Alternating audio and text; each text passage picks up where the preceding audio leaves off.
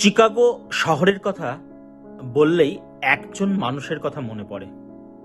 তিনি বাংলা তথা ভারতবর্ষের ইউথ আইকন স্বামী বিবেকানন্দ। স্বামী বিবেকানন্দ আমেরিকার চিকাগোর উদ্দেশ্যে পাড়ি দিয়েছিলেন 1893 সালে বিশ্ব ধর্ম সম্মেলনে হিন্দু ধর্ম নিয়ে বক্তব্য রাখার জন্য। প্রথমে তাকে মাত্র 5 মিনিট সুযোগ দেওয়া হয়েছিল। তারপর sisters and brothers of America এই সম্বোধনে আপ্লুত হয়ে উঠেছিল সমস্ত বিশ্ববাসী। তারপর তিনি হয়ে উঠেছিলেন প্রধান বক্তা। চলুন আজকের ভিডিওয়ে আপনাদের দেখাবো আমেরিকার রামকৃষ্ণ মঠ।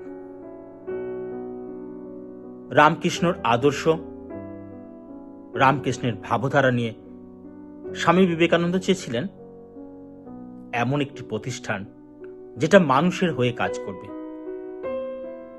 তাই 1 মে 1897 সালে বেলুড়ে তিনি প্রতিষ্ঠা করলেন রামকৃষ্ণ মঠ। শুধুমাত্র বেলুড়ে নয়, তার অনুরাগীরা সমস্ত ভারতবর্ষ জুড়ে স্থাপন করেছিলেন একাধিক রামকৃষ্ণ মঠ। বিবেকানন্দের ভাবধারাকে নিয়ে 1930 সালে প্রতিষ্ঠিত হল আমেরিকায় রামকৃষ্ণ মঠ। আমেরিকায় যে রামকৃষ্ণ মঠ, সেটা মূলত চিকাগো বেদান্ত সোসাইটি, যেটা হোমার্ক লেনে অবস্থিত, আর একটা চিকাগো শহরে হোম অফ হারমোনি। আসুন চলুন আমরা দেখে নিই কিরকম প্রাকৃতিক সৌন্দর্যে ভরা এই স্বামী বিবেকানন্দের হোমার্ক লেনে অবস্থিত বেদান্ত সোসাইটি।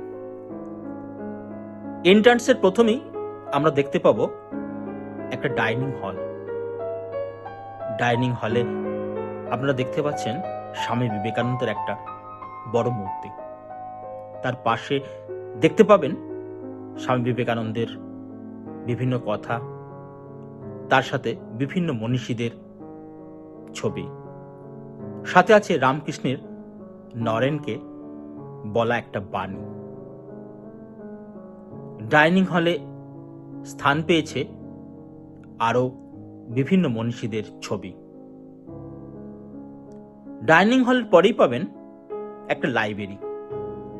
লাইব্রেরিতে ভর্তি বিভিন্ন ধরনের বই, বিশেষত রামকৃষ্ণ দেবের বাণী, মা শারদার বাণী, স্বামী বিবেকানন্দের বাণী, এইসবই নিয়েই ভর্তি এই লাইব্রেরিটি। যে কেউ আপনারা অর্থের বিনিময়ে এই লাইব্রেরি থেকে বই কিনতে পারেন।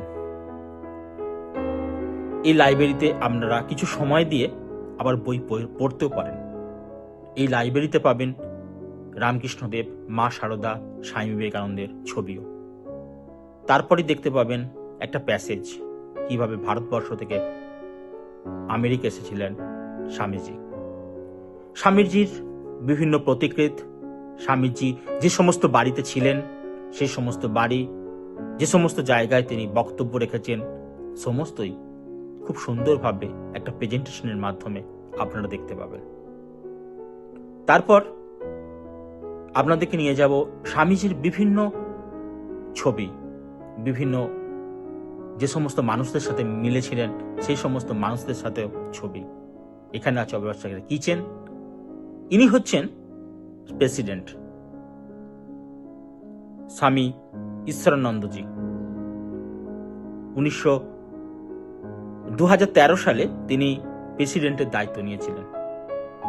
তারপর আমরা চলে যাব মেন হল ঘরে, যেখানে প্রথমেই থাকছে একটা রামকৃষ্ণ দেবের সুন্দর মূর্তি, এবং এই মেন হল ঘরেই প্রতি সন্ধ্যাবেলায় সন্ধ্যা আরতি, এবং প্রতি রবিবার প্রেসিডেন্ট ঈশ্বরানন্দজি স্পিচ দেন, এবং এখানে প্রতি রবিবার বিশেষ পূজার আয়োজন করা হয়। এখানে অবশ্য দুর্গাপূজা হয় না, দুর্গাপূজা নিচের হলঘরে হয়, কারণ দুর্গাপূজার সময় অনেক মানুষের সমাগম হয়।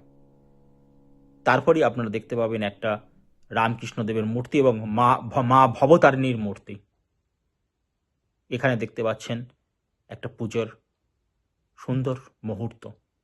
আমাদের সৌভাগ্য হয়েছিল এই পুজোর মুহূর্তে কিছুটা সময় কাটানোর। সম্ভব হয়েছিল প্রেসিডেন্ট মহারাজের কিছু মূল্যবান বক্তব্য শোনার, জীবনে কীভাবে এগিয়ে যাওয়া যায়, জীবনের সুখ দুঃখ হাসি কান্নার সব মেলবন্ধন নিয়ে কিভাবে জীবনকে সুন্দরভাবে এগিয়ে নিয়ে যায় তার মূল্যবান বক্তব্য। আমরা সন্ধ্যাবেলাটা এখানে আমরা কাটিয়েছিলাম। যে সমস্ত মানুষ আবার থাকতে চান এখানে একদিন দুদিন, তারও সুন্দর ব্যবস্থা আছে। কিছু অর্থের বিনিময়ে এখানে আপনারা রুম নিয়ে থাকতে পারেন এবং খাওয়া দাওয়ারও ব্যবস্থা আছে। আপনারা চাইলে কিচেনে নিজেরা রান্না করেও খেতে পারেন। এবং এখানে আমি সৌভাগ্য একজন সদস্য হিসাবে, আপনারাও চাইলে সদস্যপদ নিতে পারবেন। নমস্কার, সবাই ভালো থাকবেন, সুস্থ থাকবেন।